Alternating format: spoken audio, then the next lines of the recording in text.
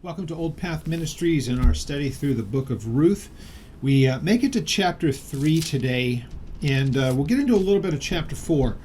The real kind of the culmination of it, obviously, there's only 4 chapters, is in the after the first few verses of chapter 4 is really where the payoff of this is. I guess by payoff, my reasoning through this is we have the Book of Ruth simply because there are a lot of types in this, and the importance of both Ruth and Boaz to the story and the genealogy of Jesus, which we've looked at a little bit. We're going to kind of dive into all of that at the end, and the idea of a kinsman redeemer and the fulfillment of that in the person of Jesus Christ and the types that are there. And again, I have already mentioned I don't like to go too far into the whole thing with types because sometimes you can read too much into it.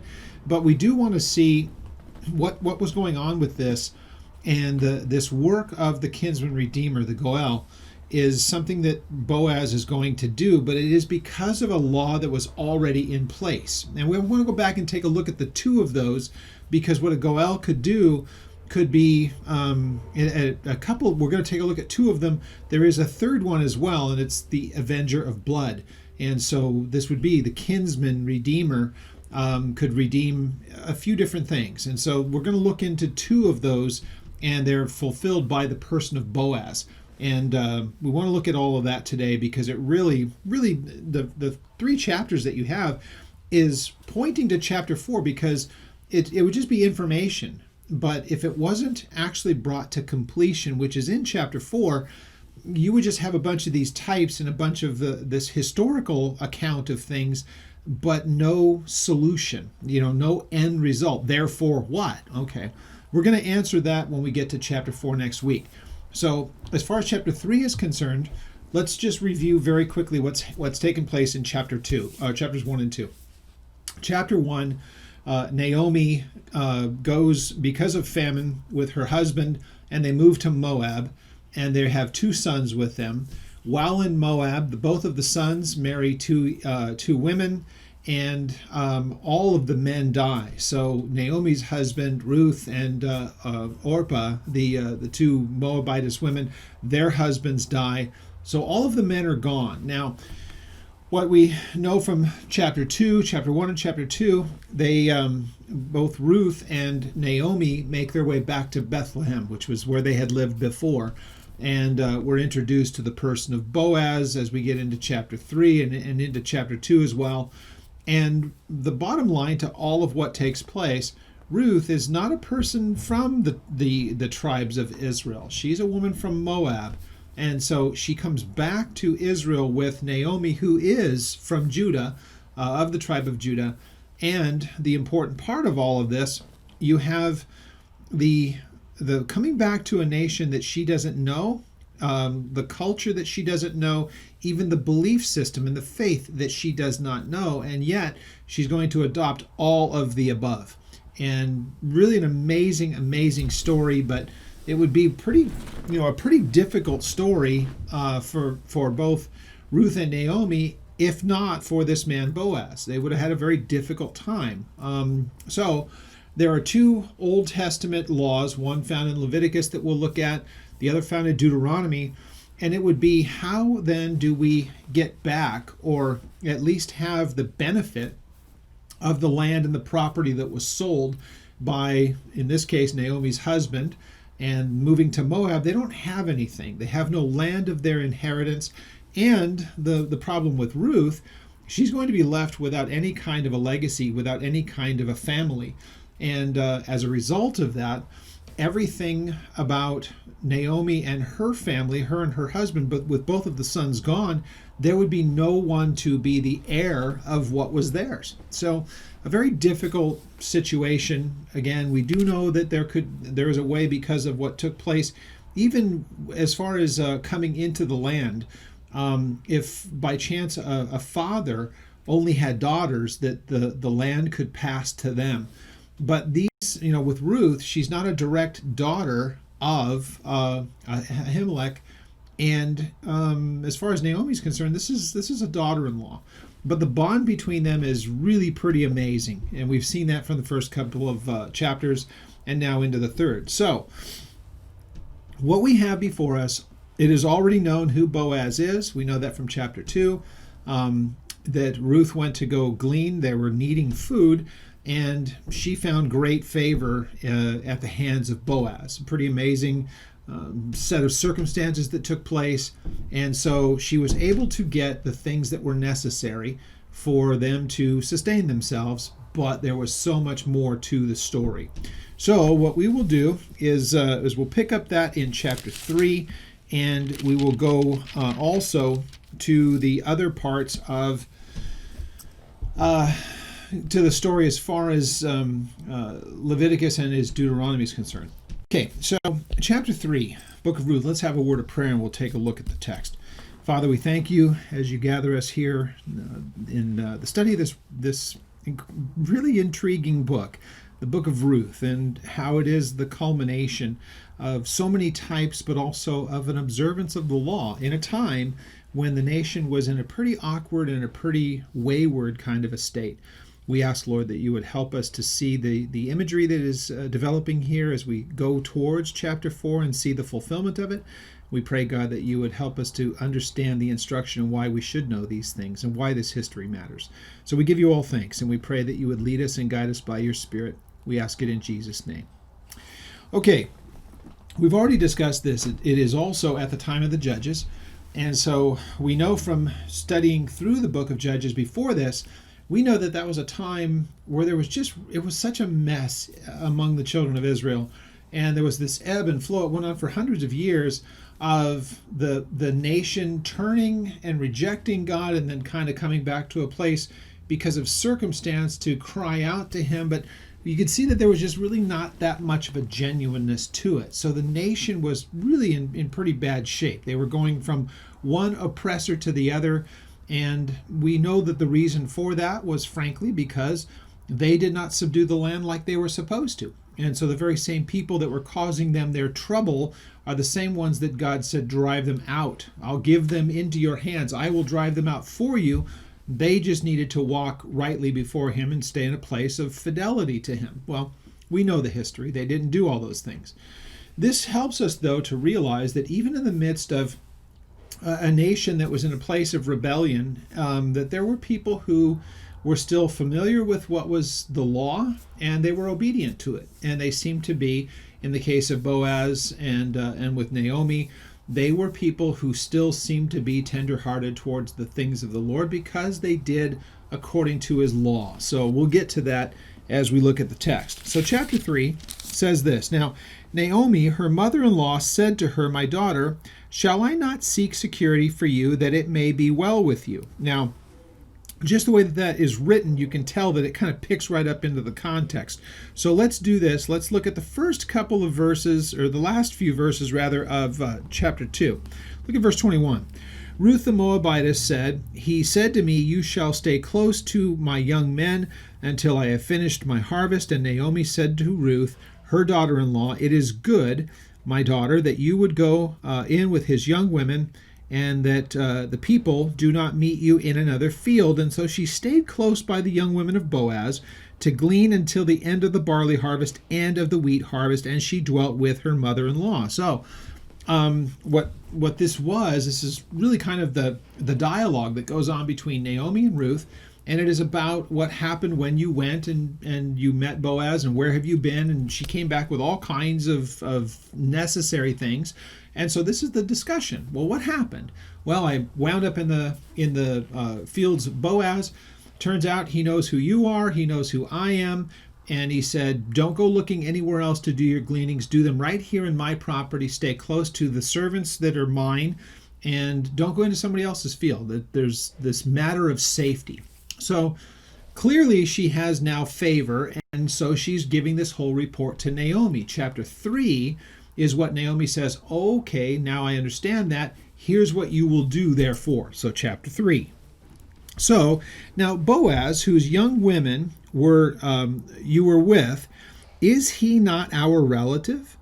In fact, he is winnowing barley tonight at the threshing floor. Therefore, wash yourself, anoint yourself, put on your best garment, and go down to the threshing floor, but do not make yourself known to the man until he has finished eating and drinking. And so this would be towards the end of the evening. After the whole day is done, obviously when he's tired, don't make yourself known. There's no sense in drawing attention to yourself. Let it just be another ordinary day. But she tells her, make yourself as presentable as possible. Now, depending on how you're reading this, some people could look at this and make it seem as though Naomi is saying, go ahead, let's set up Boaz. And I know people tend to read that way into it. And you can easily do so, or you can just as easily be able to say, because of who Boaz is, there are things that he really, as someone like him, is obligated to do. He's not just a distant relative, he's a close relative, which means that he would meet all of the requirements to be this kinsman redeemer, this Goel. So she says, look, Ruth, I don't want you to be without an inheritance, kind of like I am right now. Boaz has the ability to fulfill two very, very important things when it comes to the children of Israel and how they were supposed to do the things that they were supposed to do in taking care of family matters. And that's exactly what we see going on here. So the whole point of Ruth going there is to make herself available to Boaz to be the person who would redeem not only the land for Naomi, and it would become Boaz's, but it would give them their inheritance back to this extent. And it would also mean that there would be a generation that would come from Ruth that would carry on that line and that, so the household of. Though the bloodline would be Boaz, not Ruth, yet still it is that same household, because this is Naomi's daughter-in-law married formerly to her son before he passed. Do you get all the intrigue of it? That's what's going on here. Now, if not for what God had put in place for what a kinsman redeemer was supposed to do, none of this would make sense. And that's why we're going to go to those two verses, or those two sections of the law, from both Leviticus and from Deuteronomy, because Boaz is going to fulfill two of them. We will look next week at how Jesus is also a fulfiller as being the kinsman redeemer for us, the avenger of blood, and all the other things. It'll be very, very interesting when we get there. That's why I want to try to take as much of all of chapter 3 and the pertinent part of chapter 4, so that by the time that we're done, we are able to tie up all of the pieces here. Because again, it is quite fascinating. Now, all right, so with all of that commentary, what we have here, Naomi says, here's what you do. Go to where he is, make yourself as presentable as possible. It's not because they're trying to put one over on Boaz. It's to say, I'm making myself available to you, Boaz, to be our kinsman redeemer. The deal with the land and also with the family line. So, she says in verse 4, so it shall be when he lies down that you shall notice the place where he lies, find out where he's sleeping, and you will go in, you will uncover his feet, and you will lie down, and he will tell you what you should do. And she said to Naomi, Ruth says to Naomi, all that you say to me, that I will do. Now, uncovering his feet, what's that all about? This is one of those things where you're just having to remember we're looking back 3,000 years. So culturally and the way that things were being done, this would be a visual way of, here's this man who goes to sleep, and as he wakes in the morning, the person who is there at his feet has uncovered his feet, and it's a visual. It's a way, again, a custom at the time. Fortunately, we understand through the history of things, this would be something for that part of the world at that time, a way of saying, a woman would be able to say to a man, I make myself available to you. But there's nothing seductive about this in any way. Remember, again, she has adorned herself, presentable, and all she has done is uncovered his feet. She hasn't uncovered anything else. She hasn't done anything while he's been sleeping. It is simply that when he wakes in the morning, he's going to see feet uncovered. The woman is there at his feet. You get the imagery that is here. So it is that I'm making myself available. Now, we really need to kind of take into consideration here all of the other working parts of this because it's pretty interesting when you think about it. Ruth is doing something that may very well it may have been cross-cultural, if you will. The people of Moab may very well have done the same things. It could have been just something cultural that was done in that part of the world. But what's important about it is that here Boaz is clearly a man of Judah. He is of the tribe of Judah. He is from Bethlehem. This is who he is. He is of the children of Israel. Here is a woman of Moab who is none of the above, making herself available to this man of Judah to carry on a family line of a family of Judah. Okay, so the relative of Naomi. That's the participants here. Well, in verse 6, and so she went down to the threshing floor, did according to all that her mother-in-law had instructed her, and after Boaz had eaten and drunk, and his heart was cheerful, he went to lie down at the end of a heap of grain, and she came softly, uncovered his feet, and she lay down. Now again, nothing other than, here's what Naomi has said. We don't have to read anything salacious into this. It's just pretty much what it is. He had gone to sleep. She did exactly like she did. And there's nothing wrong. There's nothing immoral. There's nothing else. It is simply following culturally what was acceptable at the time.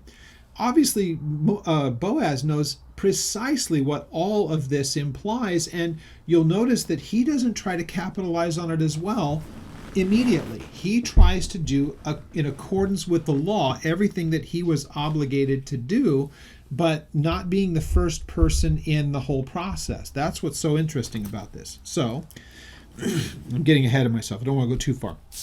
So, verse 8, so it happened at midnight that the man was startled, and turning himself, and there a woman was lying at his feet, and he said, "Who are you?" And so she answered, "I am Ruth, your maidservant. Take your maidservant under your wing, for you are a close relative. You are a Goel." So she basically says, obviously the language is pretty clear here, I have made myself available to you, a close relative. Take me into your house. Take me into your household. So, of course, he's going to follow all of what is the important parts of the fulfillment of the law. Let's read a couple more verses, and then I want to go back to the Leviticus and to the Deuteronomy passages that speak of this. So then he said, "Blessed are you of the Lord, my daughter, for you have shown more kindness at the end than at the beginning, in that you did not go after young men, whether poor or rich. And now, my daughter, do not fear. I will do for you all that you request, for all the people of my town know that you are a virtuous woman." Now, actually, let's go to verses 12 and 13. "Now, it is true that I am a close relative. However, there is one relative that is even closer than I. Stay this night, and it will be in the morning that it shall be that if he will perform his duty of a close relative for you, then good. Let him do it. But if he does not want to perform the duty for you, then I will perform the duty for you as the Lord lives. Lie down until morning." So, okay. He understands exactly what's here. He knows the implication for Naomi. He's going to bring that up in the next chapter. And the bottom line to this is, I understand what it is that you're asking. So we will do whatever is necessary. But there is one thing that needs to be dealt with first. I'm a close relative. I would qualify, Boaz speaking, I would qualify as a Goel. The problem that we have here is that there is one that is even closer than I am. So a little bit further or closer removed than he would be, though he would fulfill it, which is really a pretty interesting thing as far as Boaz is concerned. Now, here's why. I believe that you see from chapter 2 that he was pretty interested in her. He sees her as he first comes to his field and sees this young lady and says, "Who's this?" Again, there's nothing awful about it. There's nothing bad. In a time in their history where you see some pretty cringeworthy things that they did, none of this seems to be any of those things. But he wants very, very much to make sure that he's following the letter the way that it's supposed to be. And that's, to me, it's just such a commendable, such a very cool thing, because Ruth and Boaz figure into the very genealogy. Wait till you see if you don't already know, you're going to see it next week.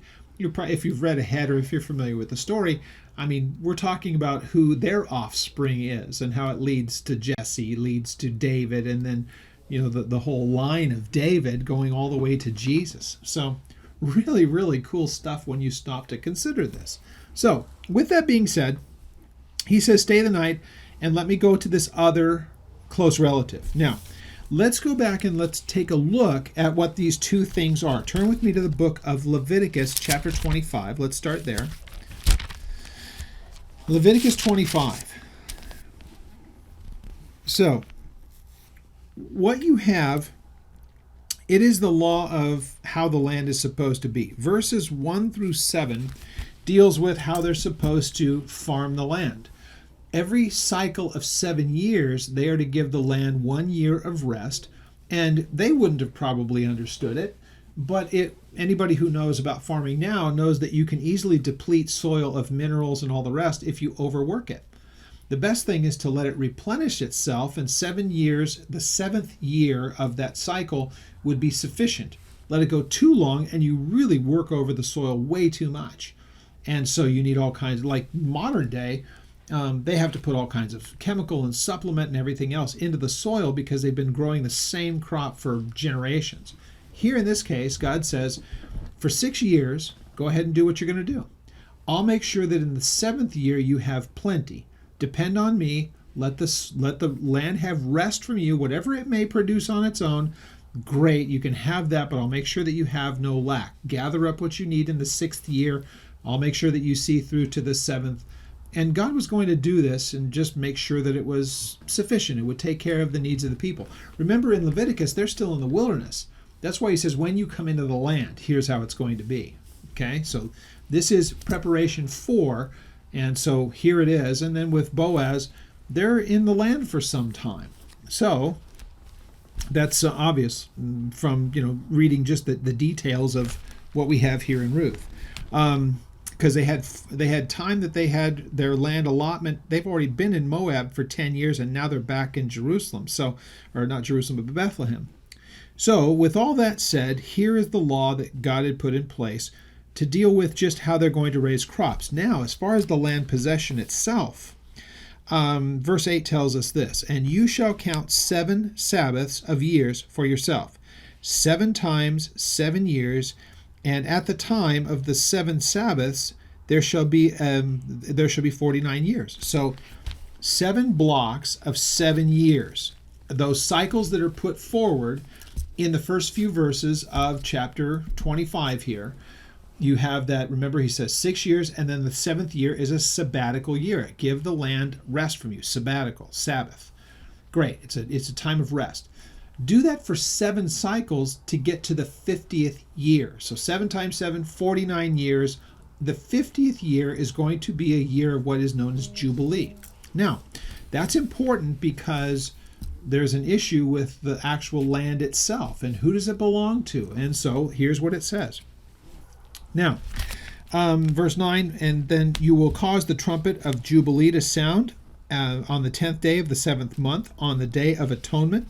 You shall make the trumpet to sound throughout all of the land, and you will consecrate the 50th year, and proclaim liberty throughout all the land to its inhabitants, and it shall be a jubilee year for you, each of you, and you will return to his possession, and each of you will return to his family. That 50th year will be a jubilee to you. It shall be neither you will neither sow nor will you reap what grows of its own accord. Gather the grapes as unattended vine, for it is jubilee. It shall be holy to you, and you will eat the produce from the field. Now, that explains what should be taking place. Every 50th year, everything reverts back to the way that it was. So even people who may try to buy up, or, we think of the game Monopoly. If a person wants to just go and buy land over and over and over again, well, every 50th year, it's going to go right back to the person who owned it before. So at best, the only thing that you could do is lease somebody's land for that 50-year cycle, right? 49 years, technically. If you did it on the day of Jubilee or after the day of Jubilee, You had 49 years to hold it, because 50th year after that sale, it's going to go back into the hands of the people. Now, as we're about to read, here's where Naomi is. She's probably 10 years or so removed from her property. So she's only 1/5 of the way there. So whatever redemption is going to be done for Naomi's land and all the rest of it, she would probably not be able to see this in her lifetime, that it would revert back to her family. So this is why they're seeking out this kind of help. So then the passage here in Leviticus, verse 14 says this, if you sell anything to your neighbor or buy from your neighbor's hand, you will not oppress one another. According to the number of years after the Jubilee, you will buy it from your neighbor. And according to the number of years of the crops, you will sell it. They will sell it to you. According to the multitude of your years, you shall increase its price.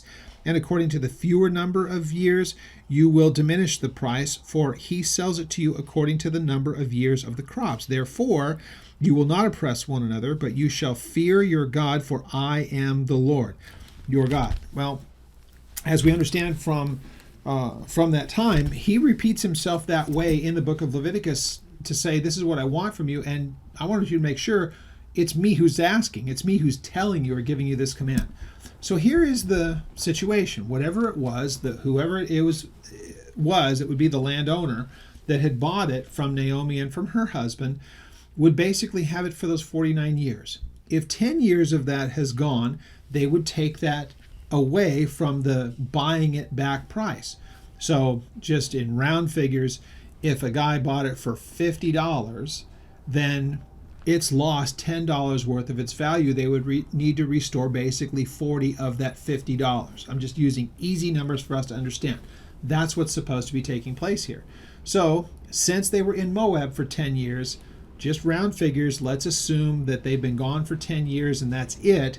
There's still 40 years kind of left on this contract, if you will. So Boaz would need to go, or whoever is going to be this other next of kin, is going to have to say to whoever owns the land that Naomi's husband sold it to, would have to say, I'm buying this back for the family. I'll pay you 40 years worth of the value based on what you purchased it for. So hopefully we all follow all this. So the other part of this is found in the book of Deuteronomy, chapter 25 as well. Let's go to 25 of Deuteronomy.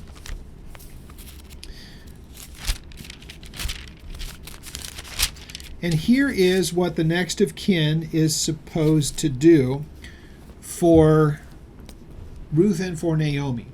First of all, the first part of that was the redemption of the land and the inheritance, if you will. Now, of course, it was going to pass from Naomi to the person who purchased it back, and it would be for the benefit mainly of Ruth and for her generations, those who would come after. Because remember, it was Ruth who was married to the son of Naomi, and this is to perpetuate the family line for the things that they have, their home, their land, so that they can, live and grow whatever they're going to grow, or whatever they're going to do with the land to be a heritage, a way to provide for their needs. But the second part of that, there's no generations, because Ruth had no children with her husband. So this second part, the kinsman redeemer, the Goel, is going to need to take care of the second part of that, and that is found in the book of Deuteronomy. And so in Deuteronomy chapter 25, we pick up at verse 5. Now, if brothers dwell together, and one of them dies and has no son, the widow of the dead man shall be married to a stranger outside the family. Her husband's brother shall go into her, take her as his wife, and perform the duty of a husband's brother to her. And it shall be that the firstborn son which she bears will succeed the name of the dead brother, that his name will not be blotted out from Israel. But if the man does not want to take his brother's wife, then let his brother's wife go to the gate of the elders. And so you can read the rest of that on. Let me just summarize it. Boy, again, here we are in the 21st century. Try to wrap your heads around this one. The idea that, as in Ruth's case, because she's really living, it's not a hypothetical, this really happened. here's Ruth saying, my husband is dead. He doesn't have any brothers. The other brother is also dead. So now what? The next of kin. Next of kin would be Boaz, second in line, the other unnamed person, which we're about to read. He's the one who has the first right to do this. First of all, he would have to be a person of enough means to buy the field back or buy the land back, but then he would have to agree to take Ruth as his wife and produce offspring so that you have a family line from there on. Now, again, this is in Deuteronomy. It isn't the wives have no part of this. But here's what's interesting is not only do the wives not have a say in this, it from this would appear as though it's assumed that the wives would say, wait a minute, I have to have family to pass this along to. So she may not very well be attracted to this person, but this is what it takes to produce family. So relationships men to women was a whole lot different back then, clearly, because Boaz is quite a bit older than Ruth.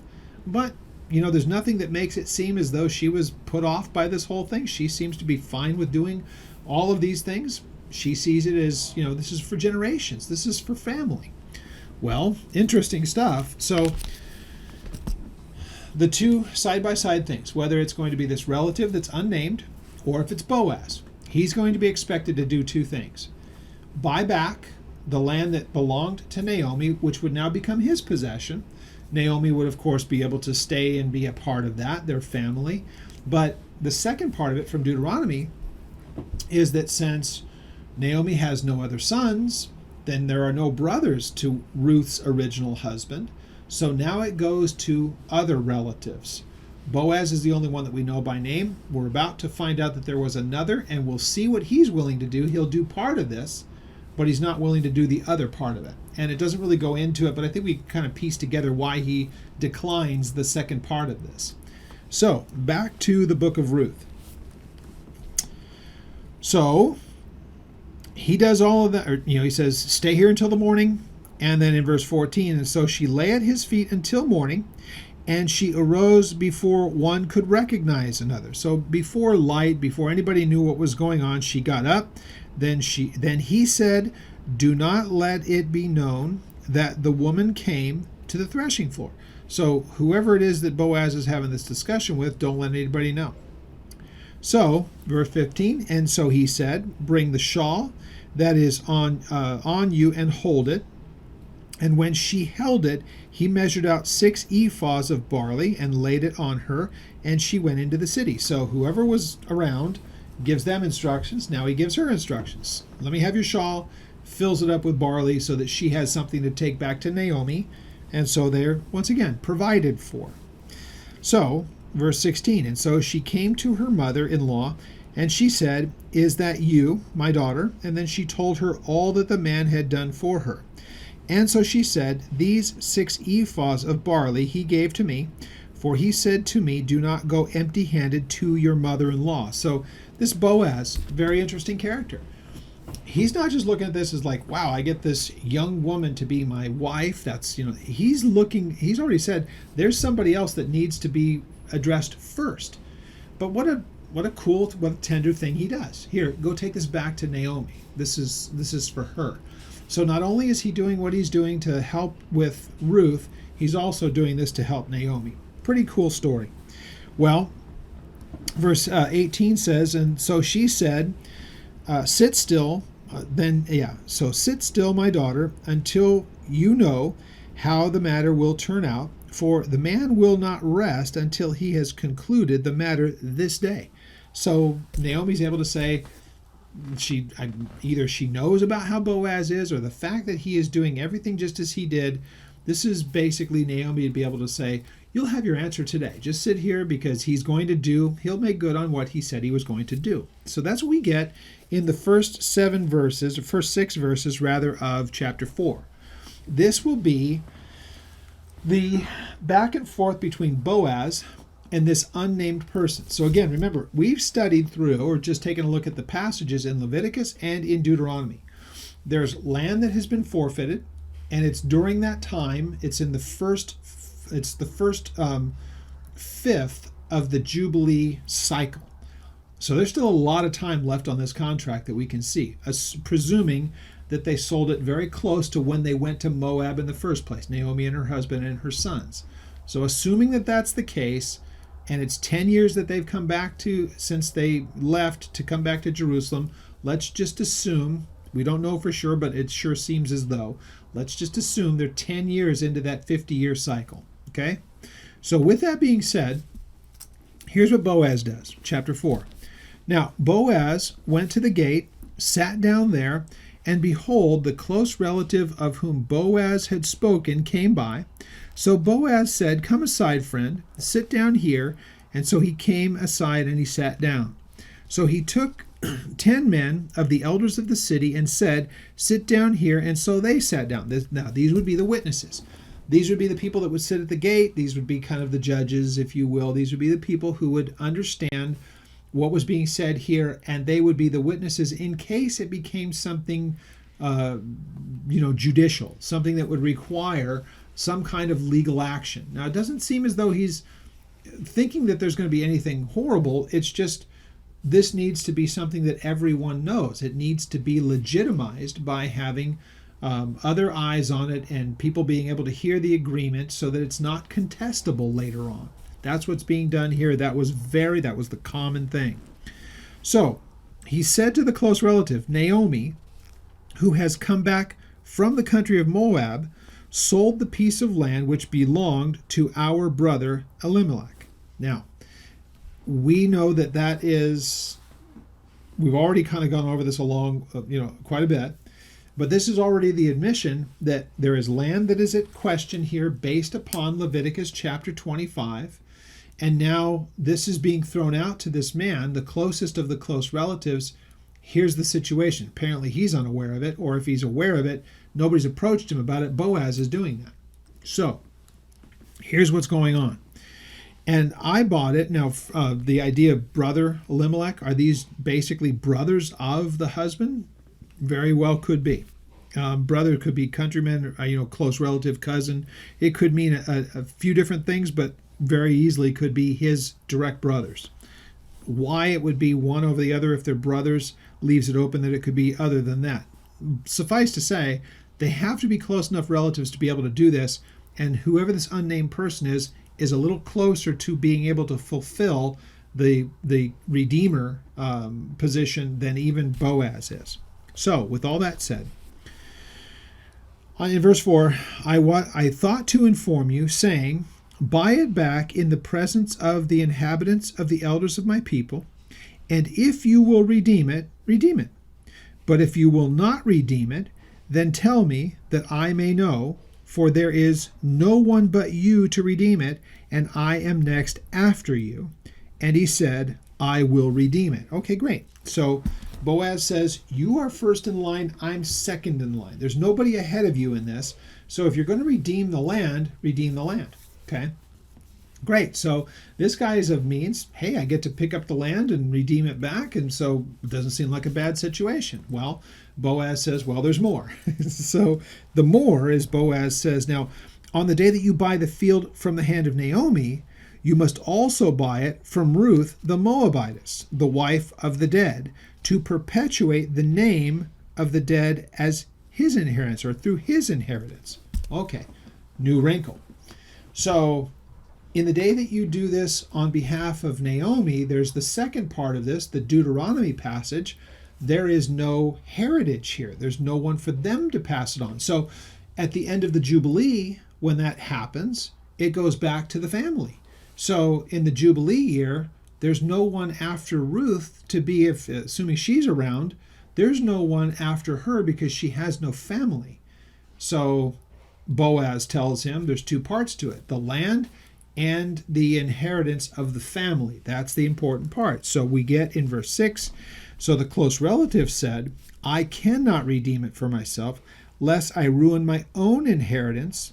So you redeem my right of redemption for yourself, for I cannot redeem it. Now, other family considerations that are going on, and we'll get into this a bit more next week.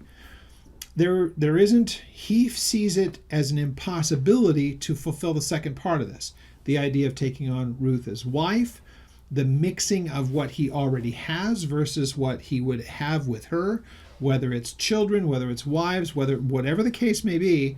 He does not see his way clear to do this, and he has the right of refusal.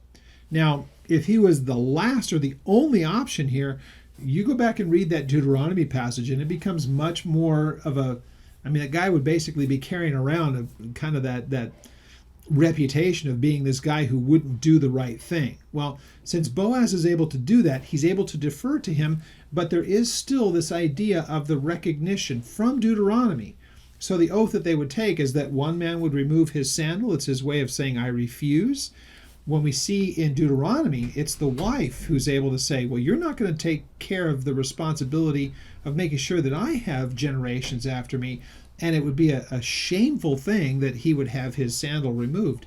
In this case, as we'll see, and we read it next week, that whole idea of the sandal being removed and all that happens, and it happens with good cause.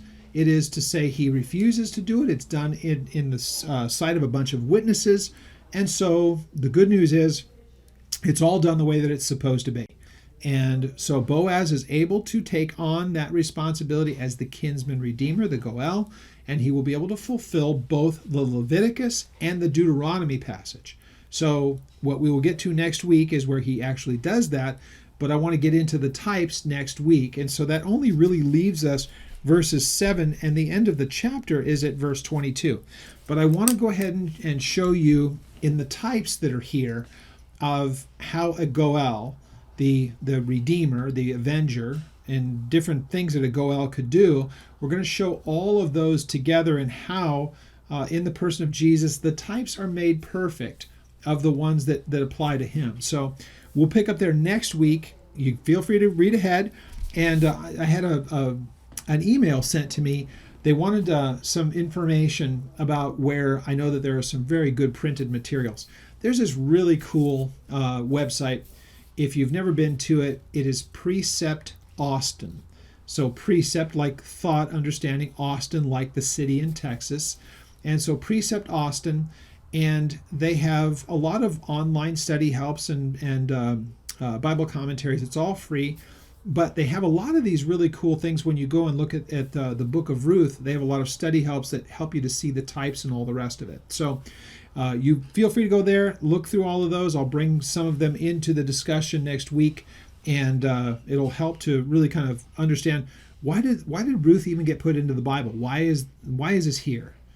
So it's just a kind of a basically a fulfillment of what we saw of how God wanted it to be. We have basically an occasion here where it could have easily been added in somewhere else. It stands on its own as a book, but when we find out who these people are and their importance in the life of Jesus and his family tree, plus what Jesus does as Goel for the church, then it becomes much more interesting. So we'll pick up all that next week. Again, Precept Austin, great resource. If you have any questions about what we've covered today, or if you have anything that you'd like further detail on, once again, at the end of this video, we have our website there, and there is an email that you can get from the website. You can contact us through that, and we always love the correspondence. We hope that you get a chance to go to the YouTube channel. If you haven't gone there, if you usually come to the website to watch the studies, then you can also go to the YouTube channel and you can subscribe there.